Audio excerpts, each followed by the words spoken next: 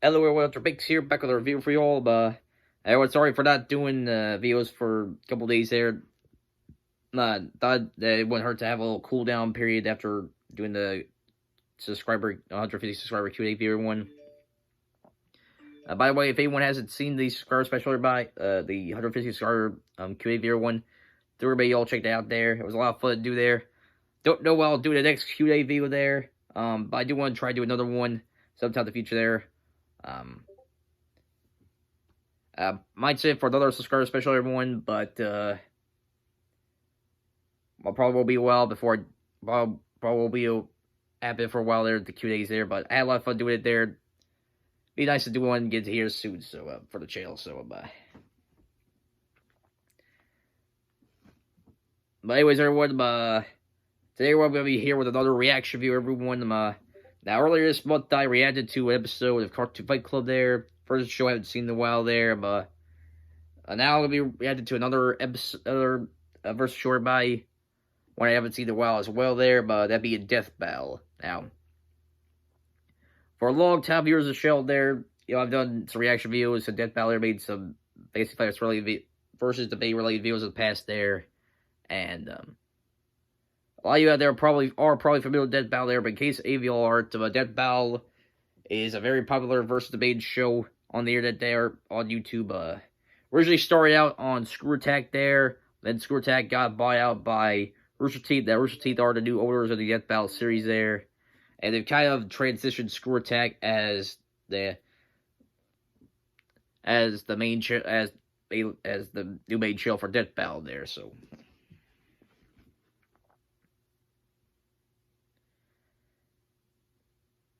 and as someone got to Fight Club, the concept there, you had usually two characters there, but usually two characters to research on them there in terms of their powers and abilities there, and determine the winner based on that research there. So, while there have been some episodes of Death Battle I disagreed with in terms of the outcome there, it's been one of my favorite shows to watch on you. It was one of my favorite shows to watch on YouTube there, and I got a lot of respect for the work they do for their episodes there in terms of animation and research, all the other stuff there. So, Television Korea one, they're only about 2 months away from their 10-year anniversary, so a happy early 10-year anniversary to Death Battle. So, what today's video one, I'm gonna be reacting to their latest episode, that be Venom versus Crona there. Now, a lot of you are probably familiar with Venom there. Who is it? It was Spider-Man's most well-known enemies there. Yeah, sorry about the hiccup there. We had some food not too long ago, but anyways, Venom's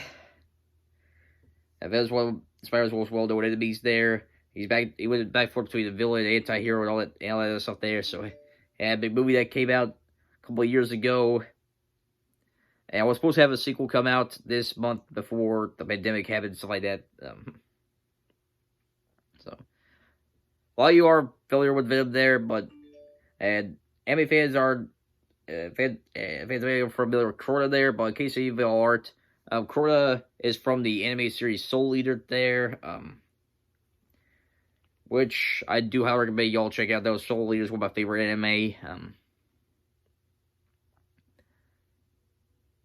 And the show has basically got a academy of students there, trying to become the next Grim Reaper and stuff like that there.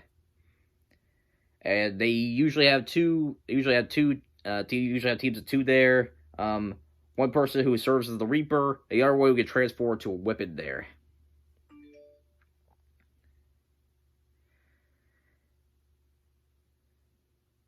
And Crona is the weapon user there. Well, he has a demon friend that's attached to him there. I can't remember his name, but the demon guy is his partner there. So,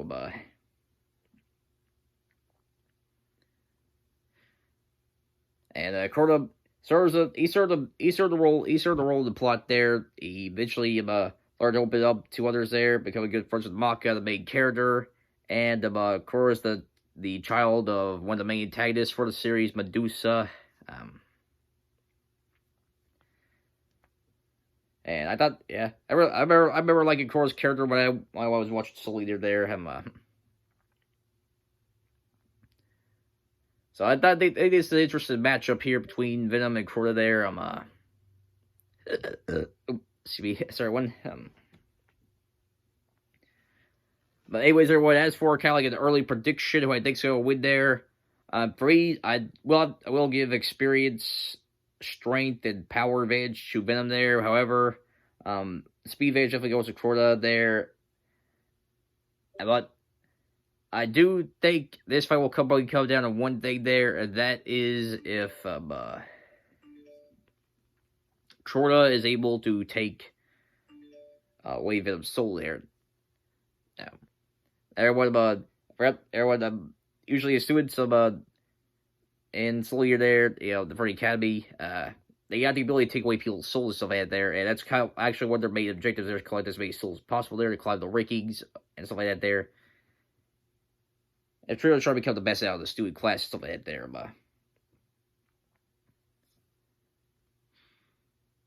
now, probably the big thing is gotta be determine whether or not Crona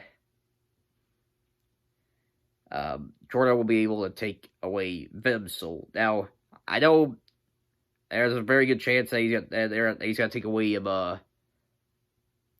A's soul there, But Venom and the symbiote and A are separate entities there. The symbiote ends up, as you all know, Venom, he's got the to be a symbiote, though, he has the ability to go from different hosts and stuff like that there, and take over their bodies there. So if Crona is able to take away both A's and Venom's souls there, I do believe that he'll end up winning the match. But if not, even if A Brock's taken out there, Venom can still win the match by taking it over Crona's body there, and making him his new host there, so like that. So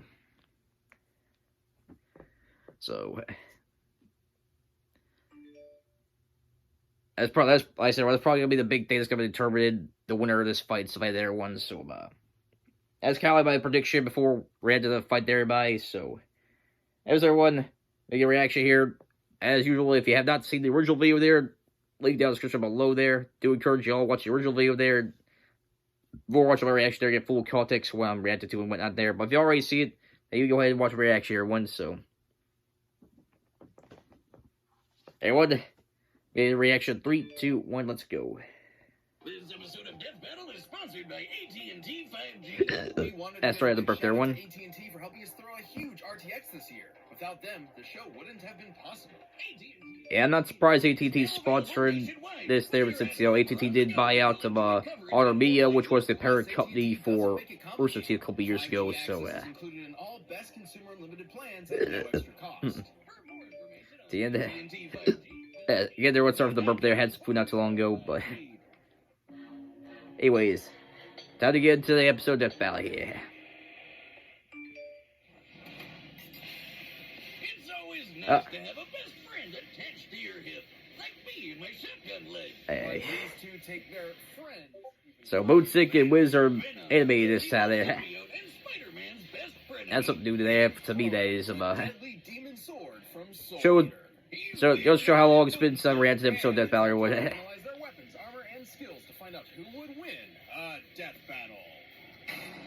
All right, now time for the analysis there. There's a backstory, something like that there. The Clintar rose from a living darkness. One of these amorphous symbiotes was Venom.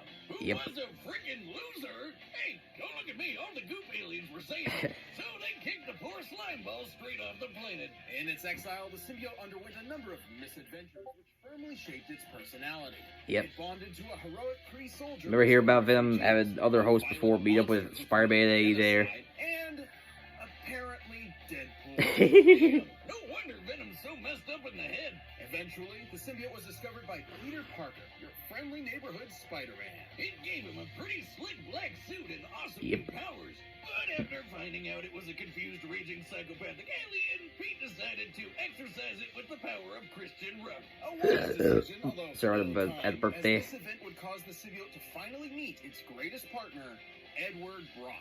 Eddie was a journalist with the unluckiest backstory ever. While trying to uncover the identity of a serial killer, he blamed the wrong guy. The same day he published his article, Spidey caught the real killer, who lived right next door to the dude Eddie blamed. Long story short, Eddie was fired from his job, divorced by his wife, and disowned by his father, who already blamed Eddie for his wife dying in childbirth. On top of all of that, Eddie learned he developed adrenal cancer, with only a few months left to live. Man, and I thought 2020 was rough. I almost don't blame him for becoming a supervillain. With all hope lost, he begged God to take it all away, and got an answer. The symbiote. Just like Captain Planet, with their powers combined, these two losers became a super loser. Well, no, they actually became a horrifying monster with all of Spider-Man's powers and Yep. Their mutual hatred of Spider-Man caused the symbiote to bond to Eddie like no host ever before. They were perfect, a terror in the night, an unstoppable demon.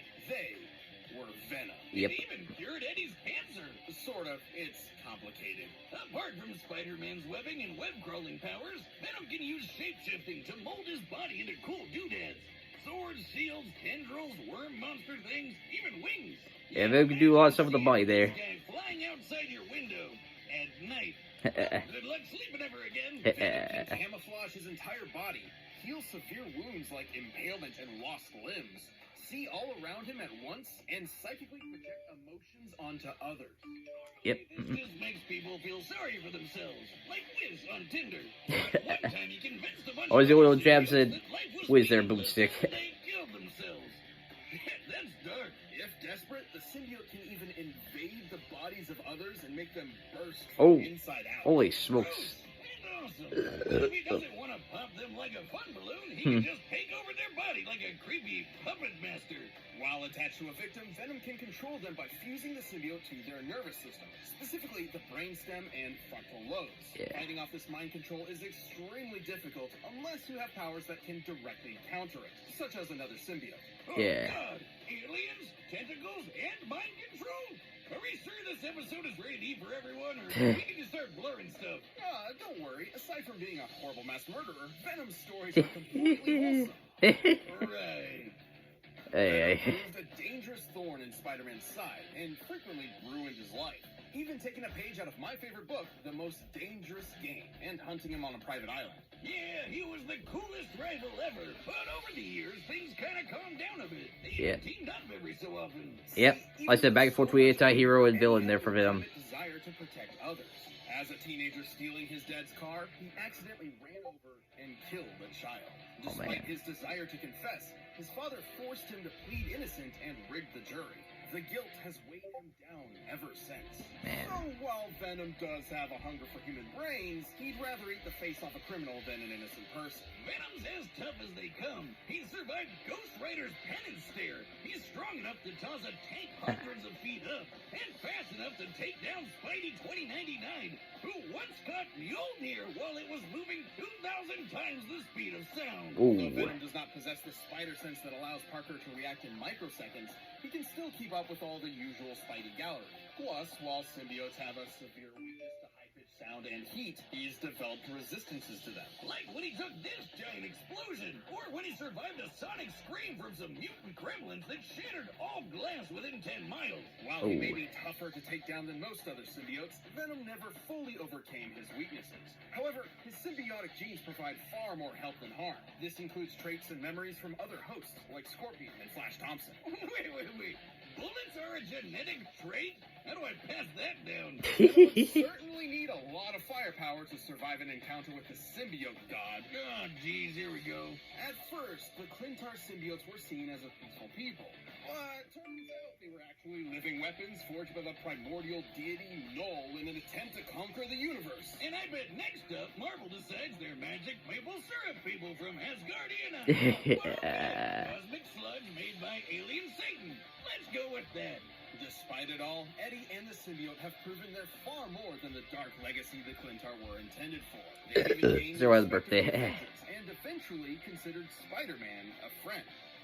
Sort of. It's complicated. Eddie really is the best pal Venom could have found. And let's be real, he just looks freaking badass. Yep. Everywhere, even in your Now time for Crona. A demonic being known as the Kishin ravaged humanity, nearly driving all mankind into the depths of madness. This monster could only be defeated and sealed away by the god of death. Yep. Why is the literal god of death so goofy looking? Ever seen Death Note? Hell, even Thanos' girlfriend is scarier than this clown. If you are unfamiliar with the world of Soul Eater, prepare yourself. It's different. Yep. Not one in the return of the apocalypse, Death and his oven mitts founded a school, Death Academy. Here, warriors called Meisters would train to fight evil using the Yeah. power of their souls. They even got neat demon weapons that doubled as people. Together, they learned courage, chivalry, unbreakable friendship. You know, all that anime crap. Crona Gorgon was not one of these students. Buckle up! It's all Gloomsville from here. Deal with it. I don't think I know how to deal with this situation. Throughout their childhood, Crona was abused by their mother, Medusa, Yeah. which obsessed with the legendary Kishin. You can see where this is going. Anime Uma Thurman was such a fangirl she figured, hey, why don't I make my own Kishin? So she used her child as a guinea pig in a bunch of crazy experiments. That kind of sounds like something Yeah. you is. Don't be silly, I only use actual guinea pigs. Part of Medusa's great experiment included bonding Crona to a weapon, much like the Meisters of Death Academy. However, joining with Ragnarok was a bit more literal. Ragnarok used to be your run-of-the-mill transforming weapon person, until Medusa melted him alive in black blood. Black Yeah, Ragnarok, that was the being name of another course, partner experiment there. of hers. Crona's own blood is, in fact, this same black blood, which they can remotely control. It can be used to heal wounds and even harden as a sort of internal armor. Cooking rags in black blood turned him into a brand new weapon that was literally poured into Crona's bloodstream. From that point on, Crona and Ragnarok were two halves of the same person. The meek and tortured child firmly attached to their loud and brazen weapon. And Raggy has that black blood control too. They can yank poor Crona around like a puppet. They can use black blood to create wings, thorny vines, all kinds of weapons, and big-ass needles. Yep. I hate needles. What's up with that mouth when he transforms into a sword? That thing's messed up. Like the Meisters, Crona can wield their own soul in combat, amplified by Ragnarok as a technique called screen resonance. Think of it like hooking an electric guitar up to an amp, though more akin to a screeching banshee on LSD. I didn't know you played. I don't. It's incredibly powerful, causing internal damage to foes and making Ragnarok vibrate to increase his cutting power. Hey, are you okay? What?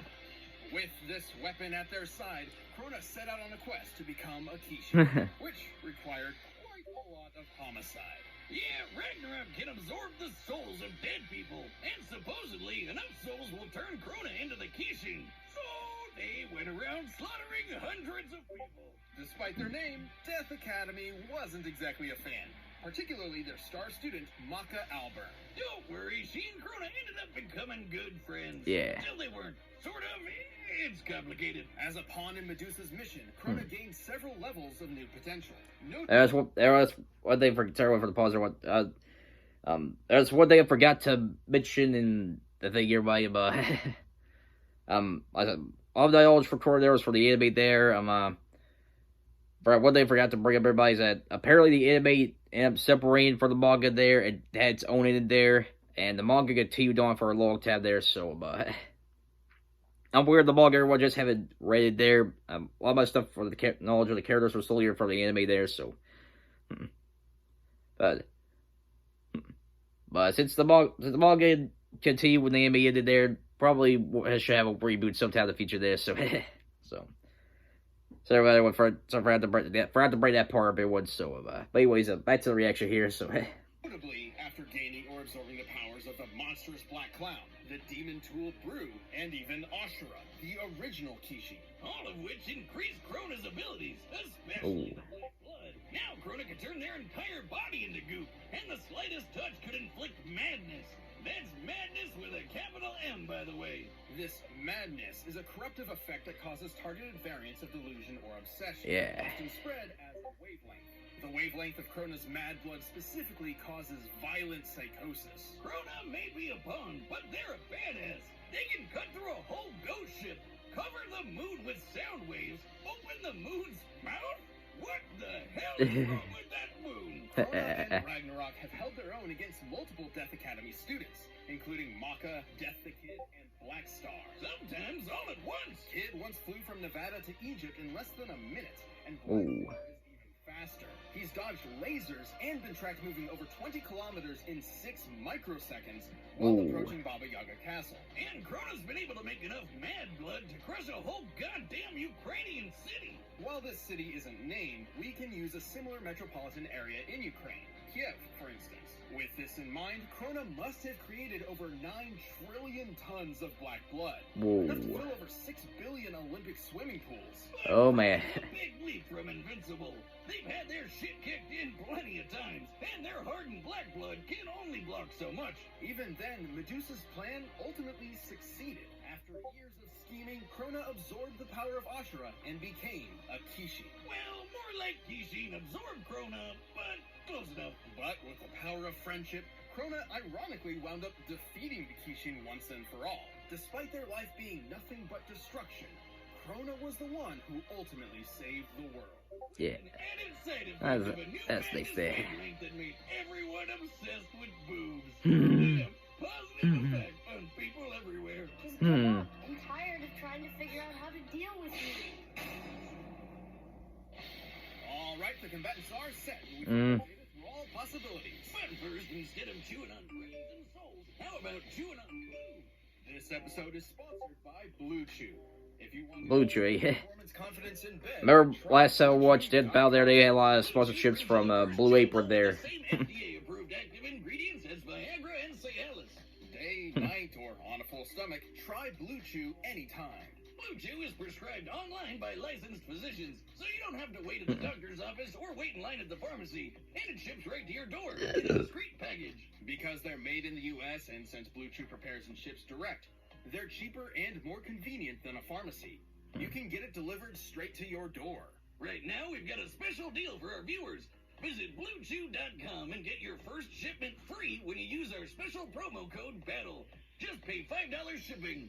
Again, that's BLUE Chew.com, promo code BATTLE to try it for free. Thanks again to Blue Chew for sponsoring this episode. But right now, it's...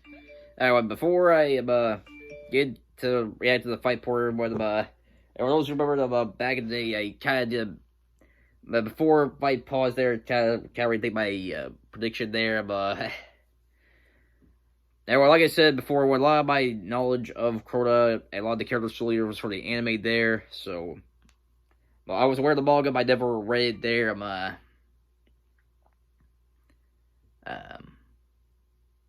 But after, them going over the stuff that happened in the manga there, and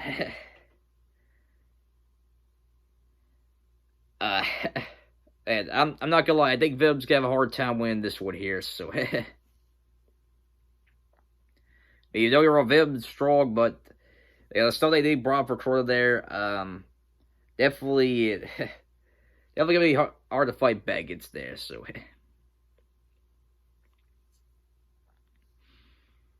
Everyone, in case you all wonder why Wiz Boots are referred to Crona as a they there. I think before I remember there, a couple of my friends told me that, that Crona's gender wasn't necessarily determined there, but whatever. I just mainly called Crona a he there because I remember, well, at least when I remember watching the anime there, they called Crona a he there, so that's why I called him a he, so called Crona a he there, but a couple of my friends did tell me that Crona's gender was never really determined or revealed or whatever, so they called Crona they there, so in case you all were confused about that there, I explain why there, so. Anyways, back to the prediction, what about, like I said, before going this way, I wasn't too sure who I thought was going to win there, but after finding about the stuff from Crona there in the manga, yeah, I definitely feel more certain that Crona's probably gonna win this one over Venom, so I'll wait and see what's gonna be happening here, so. Anyway, back to reaction, everybody. So, Time for a death battle!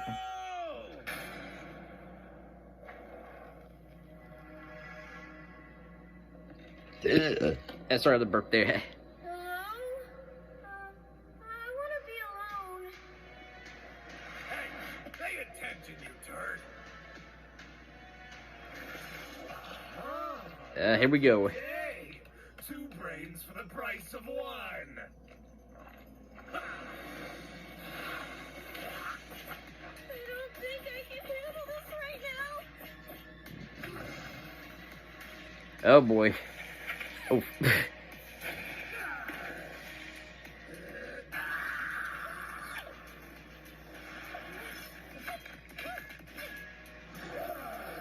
Here we go. I guess we're not doing the fight thing anymore. Or the do the fight thing there. So.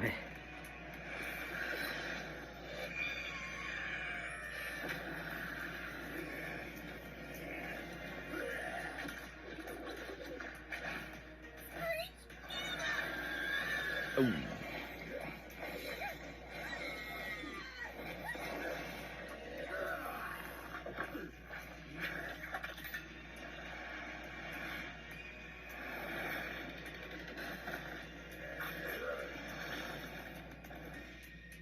He's gone? What is he? We are the ones hiding under your bed. Teeth ground sharp and eyes glowing red. Of him, you don't have red eyes. At least when it comes to Brock days.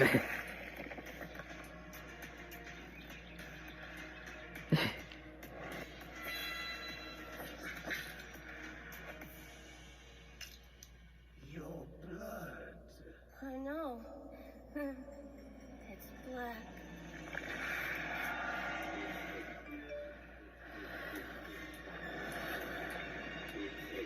Oh boy. Wake up, stupid! Hmm.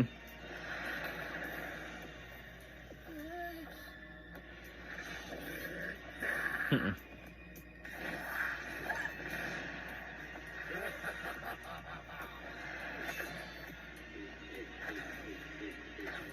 Alright, so far pretty back and forth fight here by Ooh. Ooh.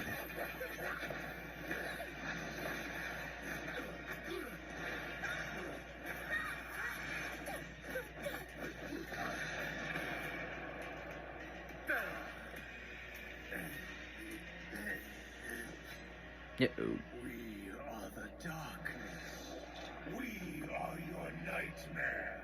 We are Venom. I hate you.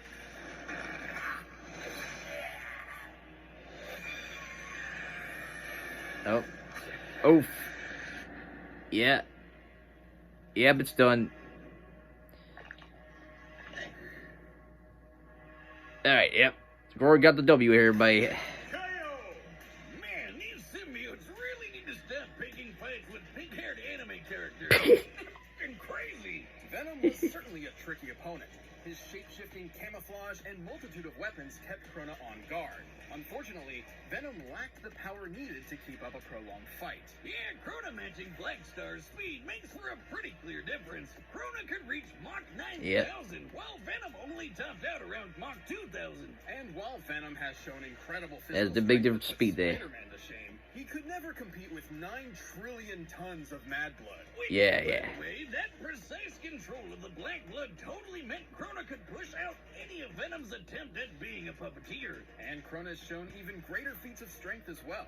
Assuming all the moon's teeth are similar in size and stone, opening this jaw is equivalent to lifting over 10,000 tons. Of course, the final nail in Eddie's coffin was the fact that half of Crona's arsenal was sound-based. Yep. Basically, Venom's kryptonite. Yep. Somewhat. Recall that Venom did gain a notable resistance to sound attacks, so we needed to determine if Crona's sonic waves were great enough to effectively harm him. You know those gremlins who shout Shattered every window in 10 miles with a screech attack. The symbiote barely survived it, so that's a good high end to look at. It takes at least Yep. 100 decibels to shatter glass normally.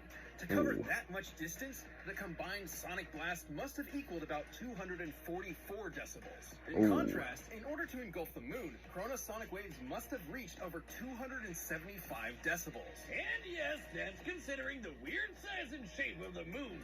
Ugh, just look at that freaky thing. Sure, Yep. 275 doesn't seem that much more than 244, but decibels increase on a logarithmic rate.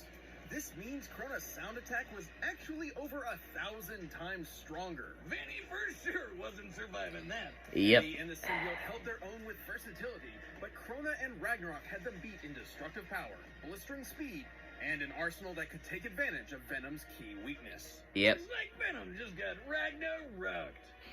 The winner is Crona. Congrats, Crona, on the win there. Thanks for watching this episode of Death Battle. Come back next week to see previews of our upcoming matchups. If you want to watch more stuff, you can click the boxes right around here. Alright, now, Just pick up some TV merch at store.roosterteeth.com. alright, the next up here. This is the red team. We are here to destroy you. I got a tank. People with Oh yeah, tanks Red vs. never Blue outnumbered. special, okay. Alright, Team Red vs. Team Blue there, okay. Alright, not too surprised to see that there, but that's one of Rooster Teeth's most popular series, Red vs. Blue there, so. But anyways, everyone, yeah, I thought it was a good episode of Death Battle there, don't really have anything to complain about in terms of the research or anything like that there, and I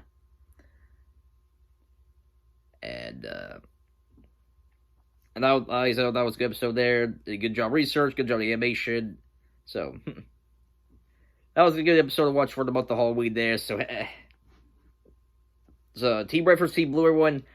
I'm not 100% sure if I'm gonna react to everyone, mainly because I have very little knowledge of Red vs. Blue there. Well, I've checked out some of the Rooster Teeth stuff there, more specifically Ruby and Death Battle there, and Genlock. I haven't really watched too many of the other stuff there, so, and Red vs. Blue, falls in the latter part there, part that Circle of Rooster Teeth I haven't checked out before there, so, but overall, that was a good episode of Death Battle, everybody. I'm gonna try to get back to doing reactions, episode of Death Battle there, but in case y'all want me to continue doing reactions and whatnot there. Anyways, everyone, that goes to everyone. If y'all like this video, make sure if y'all enjoyed the video, make sure to like button. If you're new channel, make sure if you like what you saw, make sure to subscribe button to hit the bell notification icon. I greatly appreciate it there. I'm gonna try to get the 200 subscribers by the end of the year one, so I greatly appreciate if you subscribe there. So, anyways, everybody, that concludes today's video. I'll see you all on the next one. This is Hunter Banks signing out. Peace out.